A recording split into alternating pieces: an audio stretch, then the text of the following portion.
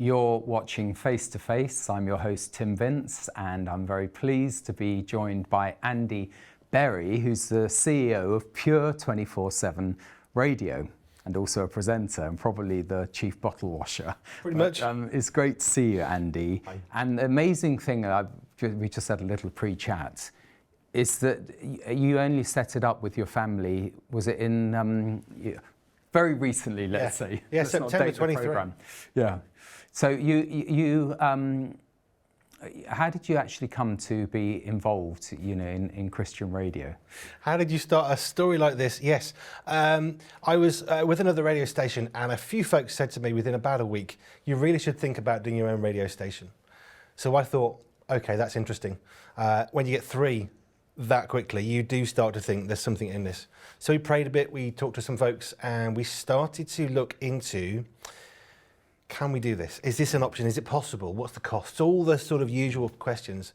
So that was in February 23. We launched in September 23. 3 months of really hard work, getting licenses, getting the right software, finding music, what we're allowed to do, what can't we do, all of that. So that was 3 months of hard work, and we launched in September 23. And yeah, the story's ongoing. And we'll talk in more detail about what the vision of the radio station is, but and how your family's involved in all of that. But how did you actually come to Christian faith? How did you come to following the Lord? So my Christian faith goes back a long, long way. I'm in my mid-40s, so I decided to make a personal relationship, which is when I was 7 years old. I'd been in churches, there's photos, black and white, of me as a young lad in cables in churches. My dad was into PA when it was quite new, so I was always around cables, that was normal. And overhead projectors? Preceding that, really. So that was kind of me, and I'd always been in church. We'd started going to a family-orientated church in Wolverhampton, where I grew up.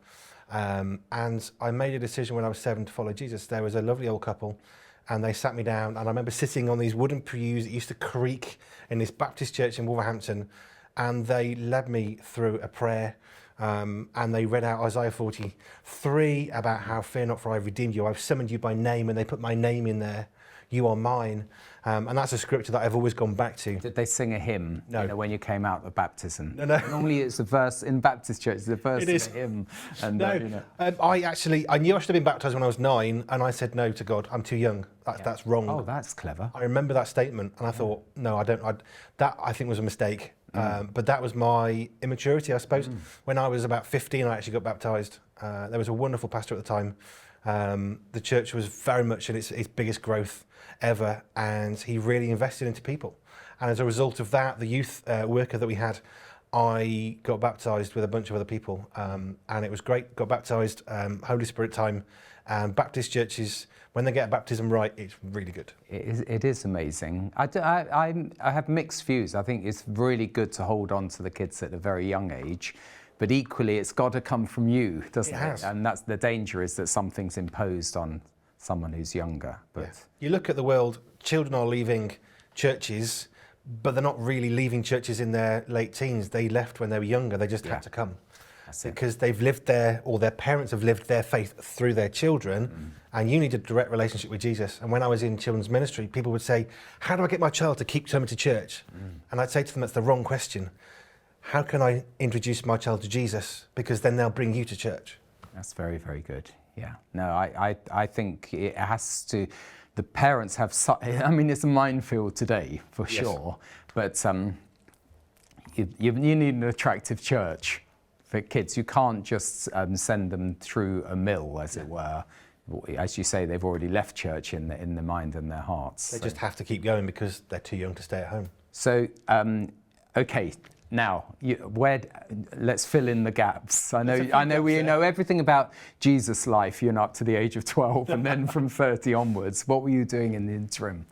So I got married when I was 19. Met my now wife of plus 27 years. Wonderful. The church that I was in Wolverhampton was very big. It was a student church. We had sort of 60, 80 students. That was normal. Big worship band. So that's where they used to come at that time. And my wife came there. So I got to know her. Married at 19, which was brilliant. Best decision I ever made. And life has been crazy ever since. We've got 3 lovely boys. We lost a daughter along the way, and God has been faithful to us as a family as we've tried to seek him. 2004, we were in our second home. We bought our house, we were buying it, and we both prayed a prayer to God. Jo was in a job and she said, I don't want this to be the rest of my life. This is boring. There's got to be more to life than this. And we said, God, please, will you teach us faith? And that's the sort of prayer I can see God, okay, let's go. So we sold our house. We invested in a teeny tiny little business that I had, selling the odd bit of cloth nappies. It was just a hobby. Ram being stay-at-home dad, and we got a shop in Shrewsbury, in Shropshire, in the Midlands. That went really, really well. A lap dancing club was proposed. It got past planning. The churches said, "Oh, that's it. We can't pray anymore." A few of us said, "I think God's bigger than a planning confirmation." We kept praying. It so happened that because I was an ex-trucker who sold cloth nappies in Shrewsbury, I was quite popular with the paper. So I got a whole page in the business section about the issues of lap dancing clubs. Didn't mention Jesus or God. I just said, here's the problems for commerce. I just went to other councils that had done it and regretted it. The landlord, our landlord, who also owned the building that was going to be the lap dancing club, said, I'm not doing this. This is bad. We had the shop that was to be the restaurant for the lap dancing club. So you didn't have an angle on it to when you were campaigning against the club that you were going to set up a nappy shop. No. That just No, that's a story in itself. It is. So we sold nappies, and it evolved to all sorts of eco stuff, from organic clothing, cardboard toys.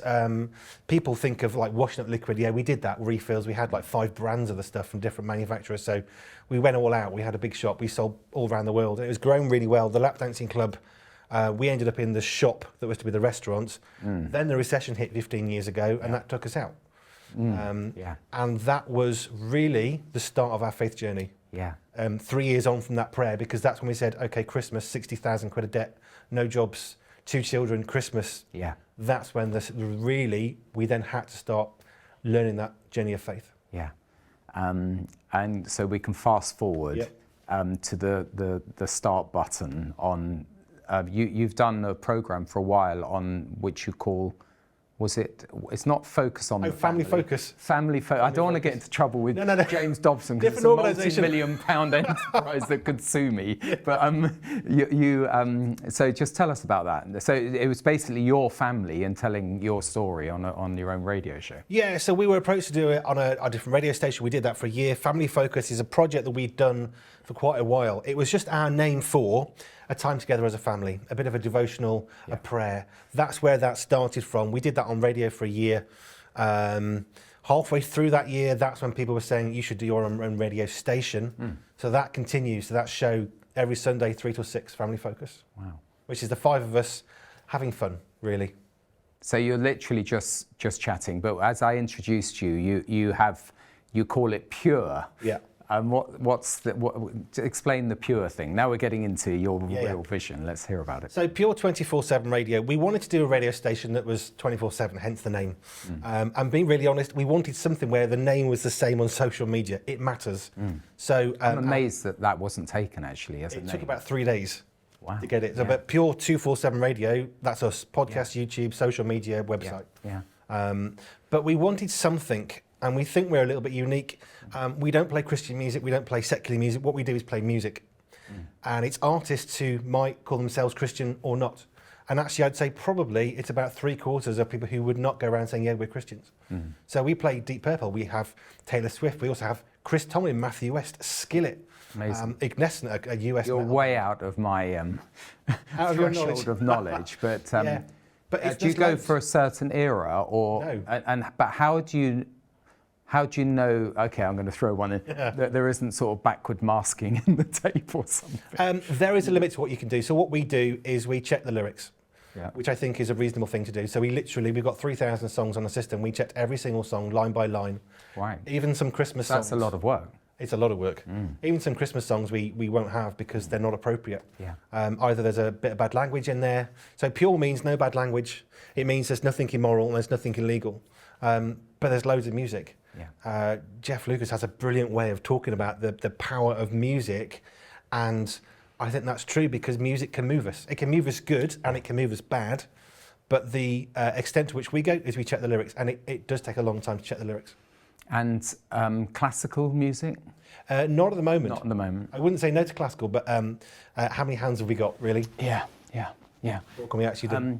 And so how do you, I'm just trying to get my head round, because I know a little bit about 24/7 TV. How do you actually fill, actually have content through the night, through the day? So we are truly and you global. go onto the internet, don't you? Yeah. So we're an online radio station, so we literally are available around the world. Yeah. You can listen on our website. There's an app, smart speaker as well, Launch Pure 247 Radio will play us as well. So there's lots of ways to listen, but we have music 24/7. Sunday mornings we have 4 hours of nothing but worship to try and meet a need for churches. Like you cannot use Spotify. You should not do that. That's for personal use. Yeah. But rather than go around with I've just explained that. You cannot. You're meaning generally. Yeah, you shouldn't. Because Spotify, for example. I mean, as a radio station, you mean? Radio stations shouldn't use it, but churches shouldn't use it either because it's for personal use. I've got it. So okay. you're not, and they're honouring publicly, performing it. Yeah. Got it. Okay. So one of the things we did on Sunday is we put 4 hours of worship for churches to say, look, you shouldn't be doing this, but we're not here to criticise. Look, here's a solution. Here is nothing but worship. There's no jingles, there's no news. It's perfect for you for a Sunday morning for your church. Play the radio, because if you've got your licence in the UK, which is PRS, you're covered. Okay, amazing. So we just have programmes. We've only recently started repeating shows.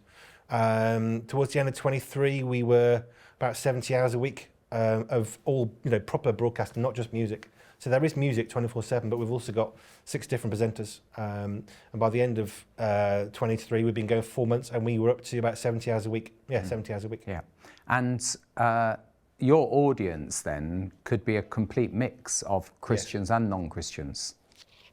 I think it probably is. We know we've got people in many countries around the world.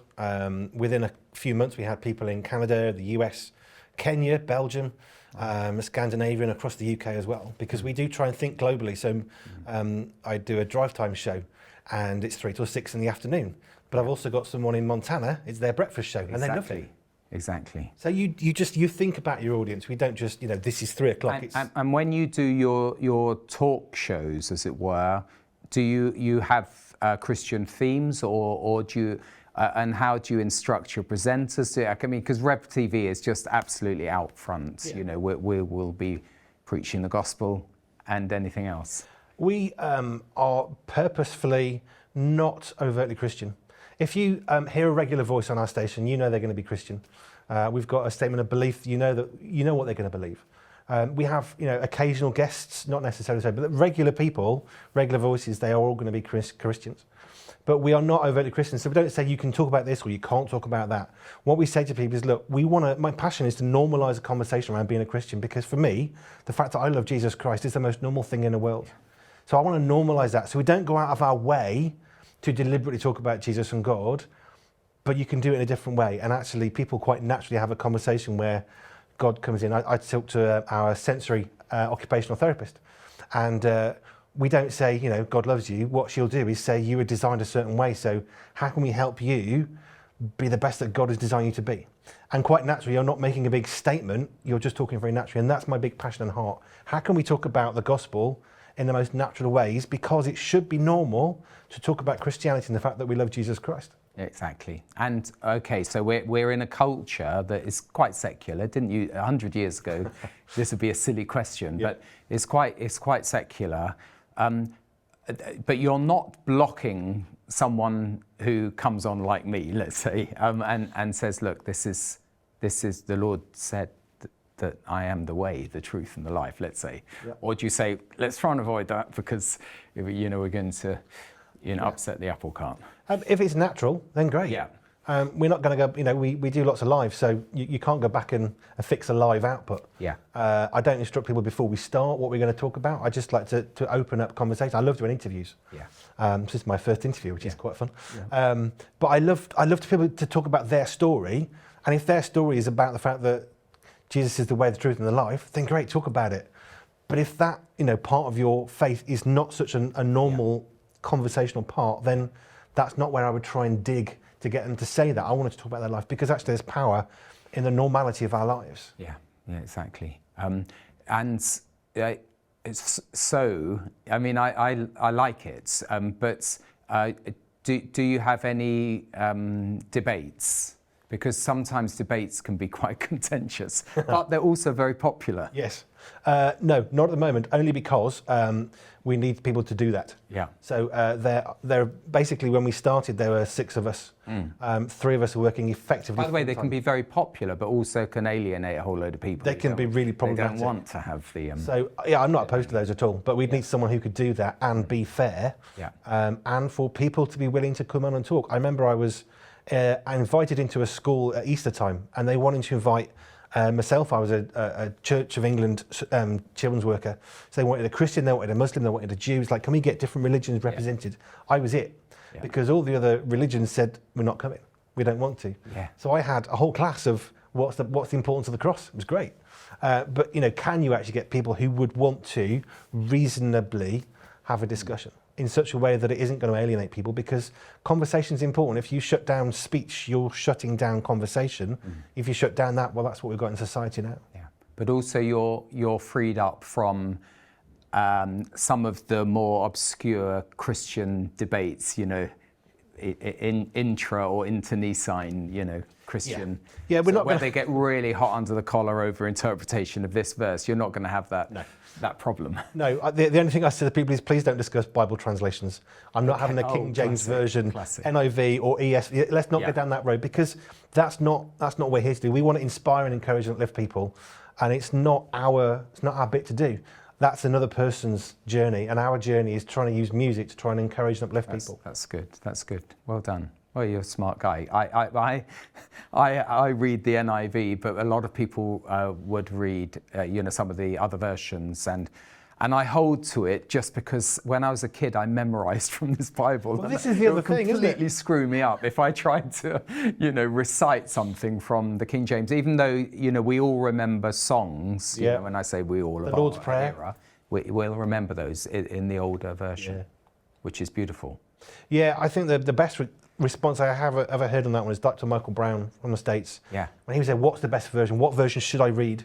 And he said, if you're reading a version that's drawn you closer to Jesus Christ, to become more like God, that's the version. Yeah. Don't get into what letters are in the, you know, the acronym for that particular one.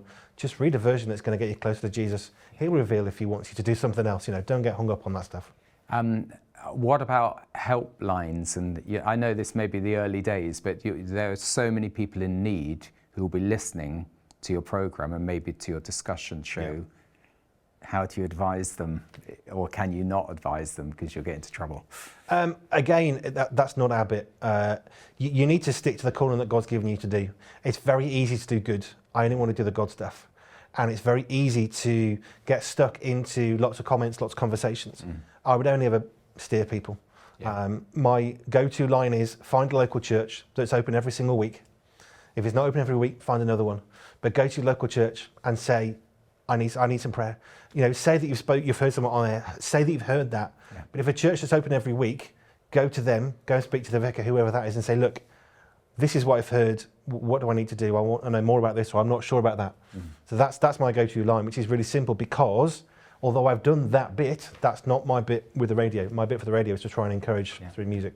I mean, we've got a verse that says, God's word never returns void. I love that one. Or cast your bread on the waters and it will return. So that's what you're doing, basically, which is a great thing to do. And it's you have got the technology.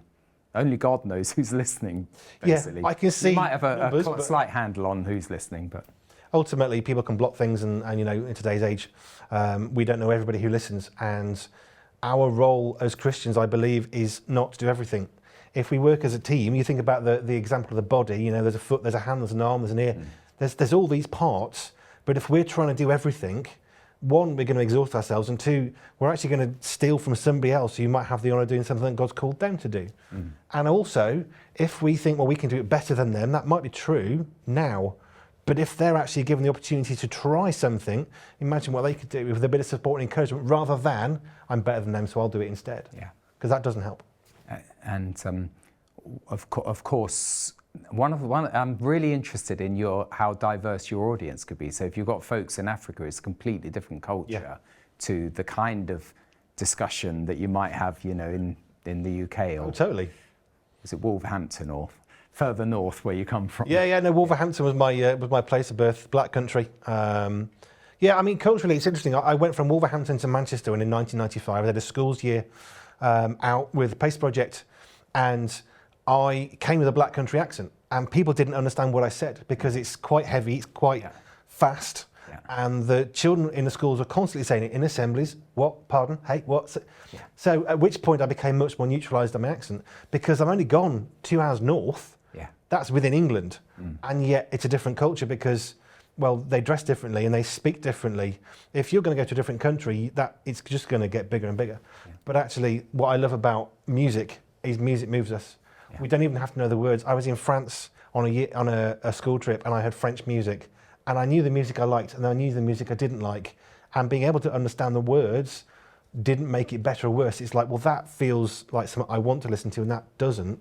Which is why on the radio we try and have such a massively wide mix of music that's sort of popular-ish. We have a rock show with metal. You know, that's not everyone's cup of tea, which is one of our slogans. No, my dad never even allowed. He didn't even allow Christian rock music. Oh, there you go. So I had a very strict upbringing. But music, what you would say is it's unless you've got some demon worshipping composer, it is fairly neutral. Yeah, I heard a brilliant sermon on it. It was one of the elders in the church in Wolverhampton, and he spoke about this exact point. And he played, I don't remember exactly, but it was a bit of Mozart or similar. And there was some very popular music, and there was some heavy metal. And if I remember rightly, the heavy metal band was Christian and the rest weren't. And he said, if you immediately said that the heavy metal was evil and the classic was right, then you're wrong. If you're looking at it from the perspective of the composer, because the composer of the classical music, whichever one it was very definitely not. Into the occult or something. Whereas the heavy metal, actually, these are Jesus-loving people who use their position in life to talk about Christ. So he said, don't get het up on and stuck into this. And this was great because he was in his 70s saying, you can't just look at a band and say, this is this or this is that. Actually, it's going to move us one way or another. We know that, you know, various rhythms of music, like dance music, it's going to get your heart going to move. But we can get, I think, too far into what is this music doing to me. Heavy metal music can change your attitude. Of course it can. But I suppose anything, if you become obsessed by it, it can be unhealthy. Absolutely. But I feel I've been blessed, in the 70s and the like, by Christian music that had good lyrics. Yeah. So I would always say, my little bit of advice would be, you got to listen to the lyrics. Yeah, and we check every song. Some's neutral. Some lyrics are neutral. Absolutely. No, they are. There's loads of lyrics that are brilliant. But we check every lyric of every line, every song we play. We've listened to it to make sure it's appropriate quality-wise. Of course we do. But we've also made sure that the lyrics are clean. So we've checked the lyrics of 3,000 songs. That's very time-consuming, but we're pure. And if we don't do that, and a song goes out with the wrong word. Even a word that isn't bad, there's one of the songs we got rid of, there's nothing wrong with it. The story of the song is brilliant, gospel-centric, but if you misheard some of that song, you might hear the wrong things. He talks about needles. Now, it's a really powerful thing. So we took out the song because we don't want to cause people to stumble with something that is just not helpful. Yeah, interesting. So I'm thinking of my perspective on music, but I am interested still in this mystery area of how you can reach people for the Lord through music. We like music, don't we? Music, it's one of those things. We know music that we really don't like. It's one of the most powerful things. We've got somebody who loves our radio station. But when a heavy metal comes on, which we don't play in this song anyway, she wouldn't want to listen to that. That's fine. But people know what they don't like. Sometimes perhaps... but do you segment it out then, so people know when they can tune out in the schedule something they don't like? Most of our music is going to be fairly general. We have a 90s show, so you're going to have stuff from the 90s with a much wider range of genres. We have a rock show with heavy metal through to rock music in the second hour. So there are times when we're very clear this is what this is, and normally we'll say, look, we've got a rock song coming up. But we wouldn't be doing hard rock and heavy stuff in the middle of the day because that is the sort of thing which would be more contentious. Personally, I love it. So it's quite hard for me not to always stick it in, but it would be inappropriate because people don't want to listen to that at 3 o'clock in the afternoon. I'm just thinking of Larry Norman. I know what's right, I know what's wrong, I don't confuse it. But all I'm trying to say is, why should the devil have all the good music? And that was a great song. Yeah, we either get obsessed about, well, this is a Christian artist, that isn't, or we just enjoy the music. And that was why I mentioned Jeff Lucas earlier, because what he said was, music, whoever's written it, it's a gift. And the ability to create music emotionally, that God's designed us to be able to be emotionally moved by emotional music, whatever that is. I think that's really powerful because Ultimately, music can make us do dodgy daddy dance moves, or it can move our heart and help us. And it doesn't really matter who wrote it so much as either the style of the music or the words can really lift us up. And that's what we go for. You caught me up just before we started when I was saying, well, you know, it's so good to focus on the next generation. And what did you say? Yeah, I don't think we should be reaching the next generation, because the next generation is in the future. We should be reaching them now. People say, well, we'll let the children reach their next generation, but the children are our generation. You know, we can get into this, oh, that's somebody else's problem, but if people are alive today, isn't this part of our generation? I don't think it really matters how old we are. And I think it's important to remember that let's not go for the next generation. Let's try and help this generation that we're part of. And in one sense, it's multi-generational. Yeah. The now generation is everyone. So which is the mission I see. Yeah, you look at Jesus feeding the 5,000. It wasn't a bunch of guys. It was families. When you look at who's probably going to be in that crowd, he spoke to everybody, and that's my big passion anyway. I love doing all age services because I love to see a 2-year-old and a 90-year-old enjoying something, and you do that by having a fairly broad set of things going on. But yeah, let's not wait for the next generation. Let's help this generation. And as it were, that, you know, don't worry about tomorrow. Tomorrow will take care of itself. Don't worry about the next generation. They'll take care of themselves. Yeah, kind of. Let's just deal with what we have now. But also, it's a work of faith, because you just, as I say, you don't know who it's reaching. And it may be, because it's out on the internet, it is reaching the next generation in 100 years' time. Well, we've got videos on YouTube, we've got podcasts out there, so that will be around for a while. So therefore, what we do, who knows who it's going to reach. We've got people who grab the podcast and share it with somebody else. You know, so you don't know where it's going to go. We're out of time. I haven't got a full countdown, but just to say, people can tune in to pure247. Yeah, pure247radio.org. Okay, and they can hear you and your family. And others. I would say ministering. Yes. That's what I would say. No, I would agree. It is ministering. We're just not overtly saying we are Bible-believing Christians. It's great to meet you, Andy. It's wonderful, and it's obviously a work of faith. It's wonderful, despite what you say, your next generation of your family is now involved in Pure 24/7 radio. God bless you.